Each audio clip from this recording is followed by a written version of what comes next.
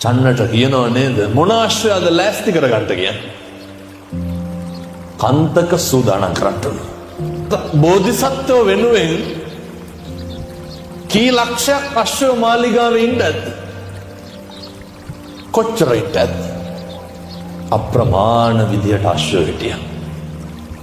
බෝධිසත්වෝ චන්නමතියට කිව්වේ කවුරු තෝරගන්න කියලා? කන්තක ලෑස්ති කරන්න. මොකද ඒ කන්තක විතරක්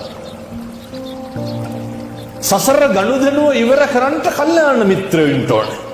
මොකද කල්යාණ මිත්‍රයෝ මත තමයි පින්නතුනේ අපේ පව් කුසල් සිද්ධ වෙන එක අඩුද වැඩිද කියන එක තීරණය වෙන්නේ.